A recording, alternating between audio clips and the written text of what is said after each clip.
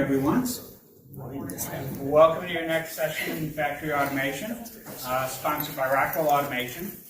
So up next, we have Cybersecurity and Industrial Automation, a practical hands-on approach to keep your data secure. Please put your cell phones in silent or vibrate mode so no one gets to hear your ringtone during the presentation. So our speakers this morning are Preta, SCADA business developer from Siemens Industry, and Dr. Samudra Vijay, the CEO from Sam Analytic Solutions. So please help me welcome Anna-Maria and Sam to the stage.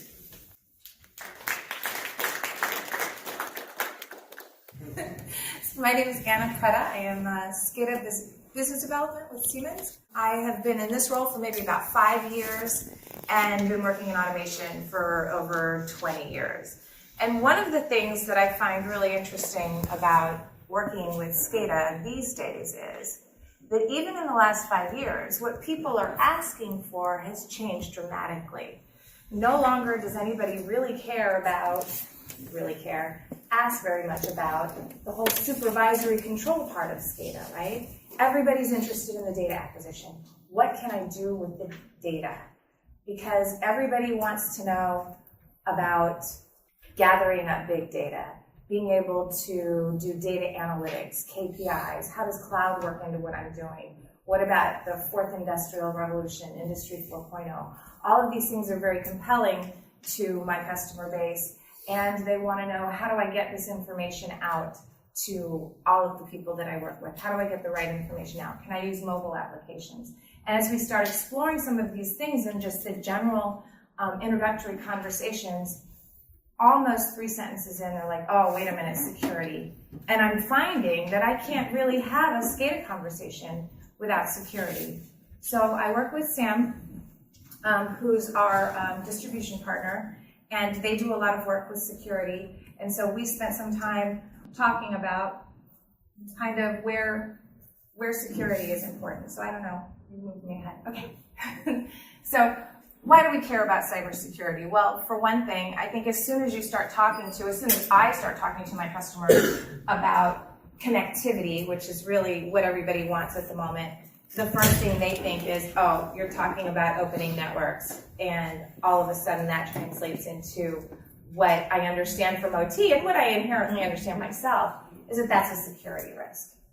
And so without really understanding all of the breadth of what that security risk, it's sort of inherently known to be a security risk. It moves into an area that maybe I'm not so familiar with as an OT person. I'm not that much in control of, and all of a sudden what I want to do feels like it's kind of floating off into the ether.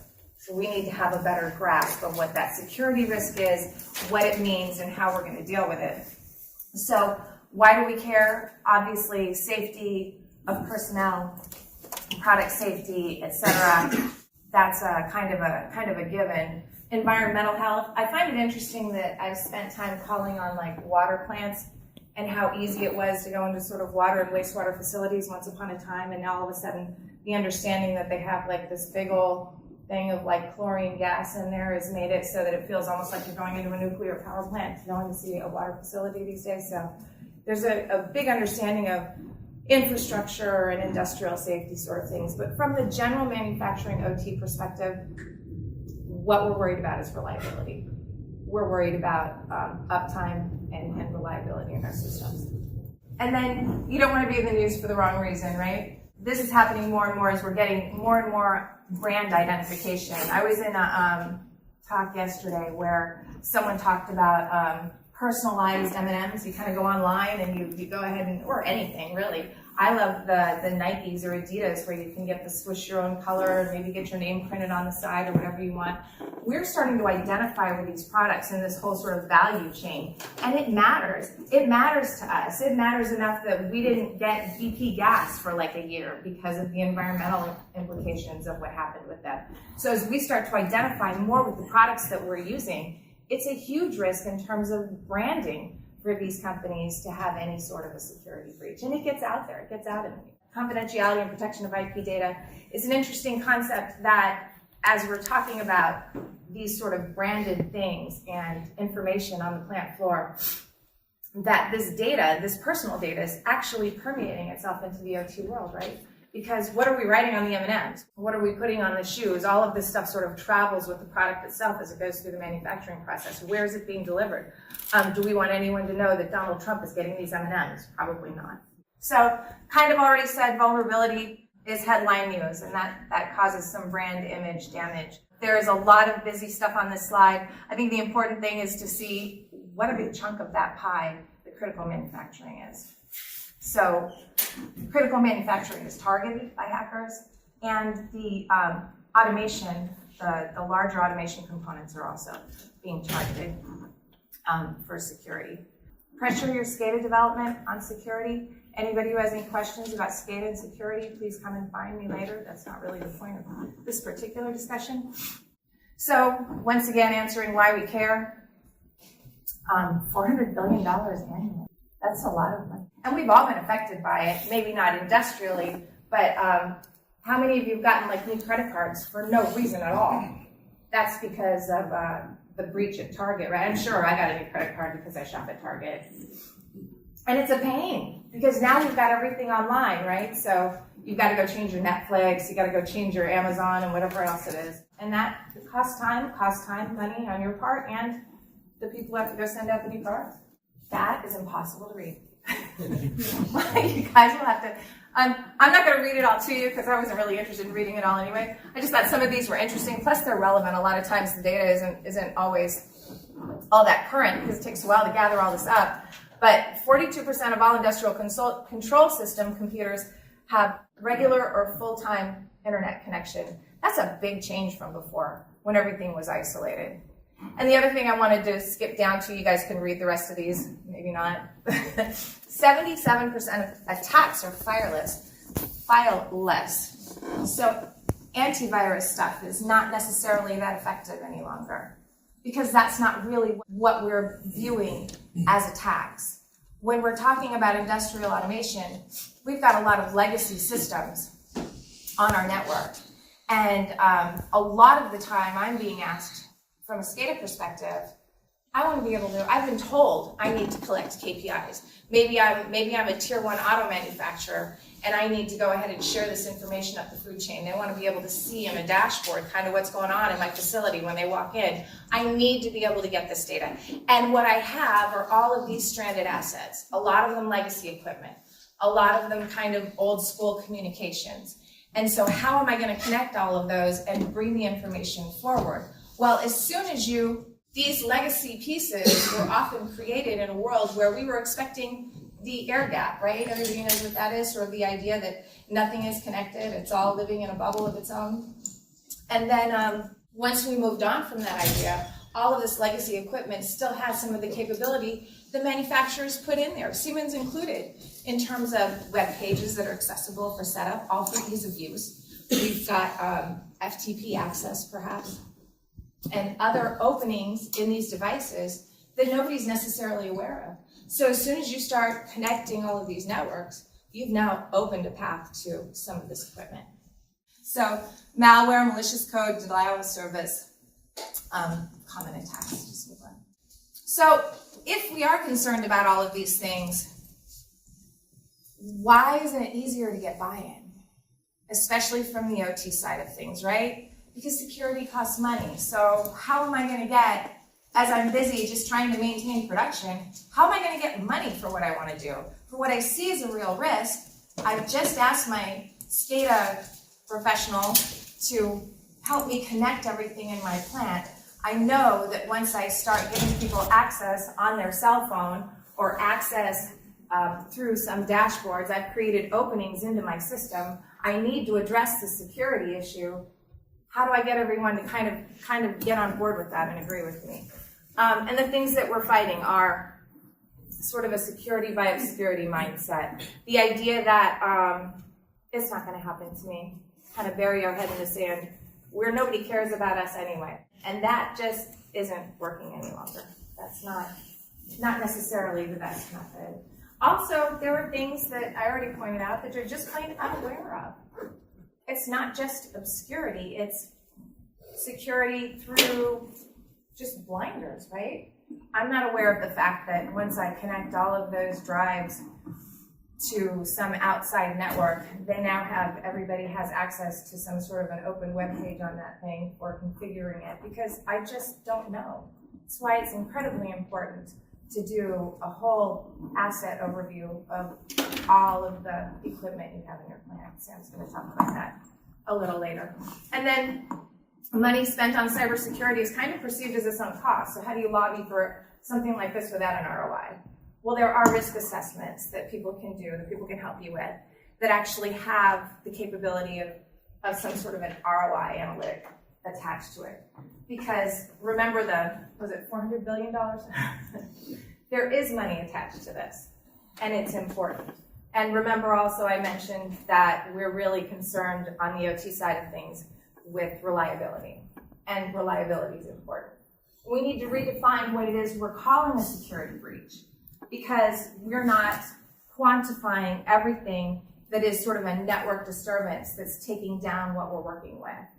If we have, for instance, someone has the ability to then go ahead and access one of these drives that I referenced or whatever, and they're doing this independently and end up causing some sort of an internal issue or shutdown, that is indeed a security breach. Someone has accessed something that wasn't intended, or they weren't given permission to do. Those things need to be quantified. Once you start to see every time IT pushes down some sort of an update, because we haven't separated our networks, right? And that shuts down, restarts our computers and shuts down our production. That's also defined as sort of a security breach, right? So once you start to quantify all of these little downtime elements, you're starting to see the ability to convey that sort of ROI on the security concept. And then the idea that our IT has us covered. IT is who deals with security, so I think oftentimes, especially when you're talking budgets, well, that's what IT does, right? And the problem with that is IT is an OT, right? They're not the same. You're dealing with totally different people. Often in manufacturing environments, these people don't know each other. They don't see each other. They have no idea what the other guy does. They don't speak the same language. I don't know what you're talking about. The OT guy says, if IT would only give me what I need, I'd be able to do my job. All they do is thwart me. And OT says, or rather, I'm sorry, IT says, look, I gave you stuff. You don't even know how to use it. I'm not going to give you more. And in effect, really, they're both right. So there needs to be some collaboration there, some language, some crossover, because no longer are we going to be able to live inside the bubble where the OT network, the OT concepts, the OT information is isolated from everything else. So there's some points here in terms of, we already talked a little bit about legacy infrastructure, patch management, that's the same thing, that pushing down the updates, etc. Longer asset life cycle. We're looking at things that are going to last over 15 years on the OT side, and pretty much the computers are changed out, I don't know, every 3 years. So we need IT and OT collaboration. There should be no hiding from it anymore. So a friend of mine, Dale Maloney, I keep talking about the bubble. We were talking about the third industrial revolution, kind of where we're coming from, right? This place where everybody, all of our equipment and everything is living in a bubble.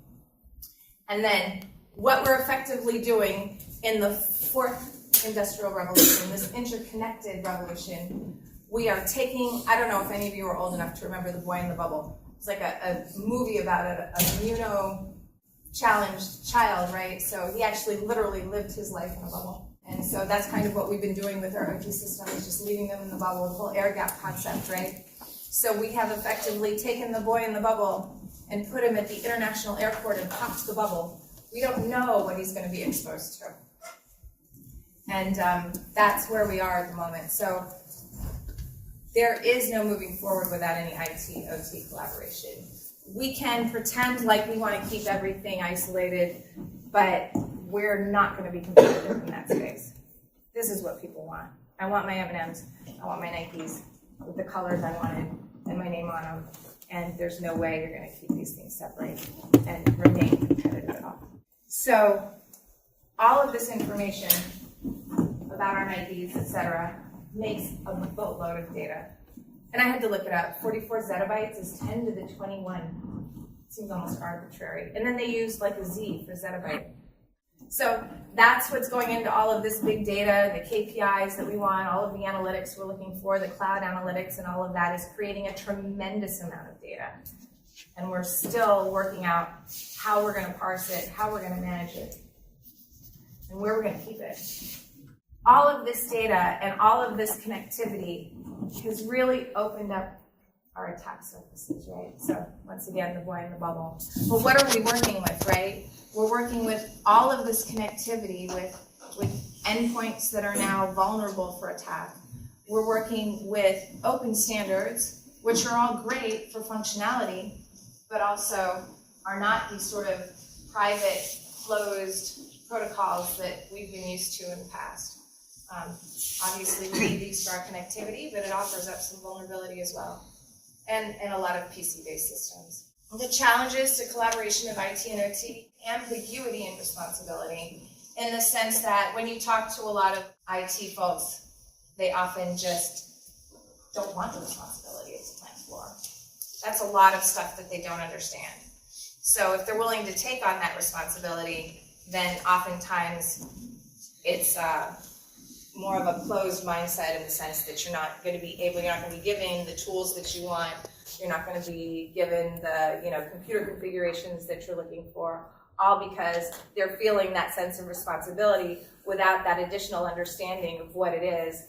And so that collaboration really needs to happen to help move forward an understanding of we really need these things to keep up and to maintain our productivity, and we're relying on you to help us learn how to be safe. And really, OT is going to have to take on a lot more responsibility of IT knowledge. There's no longer going to be able to just hide from all of that sort of networking concepts, all of those security concepts. They're going to have to take ownership of it.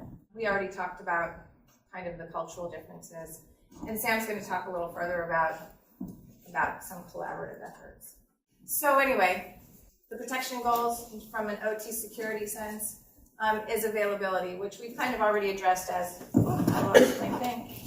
addressed as reliability. I'm usually loud enough. So we're looking for increased plant availability, integrity of our systems. We need to make sure that increased uptime and confidentiality. Once again, we're looking at real data that used to just live in the IT world, now living in the OT world, and the security is just as important there at this point. I'll let Sam continue.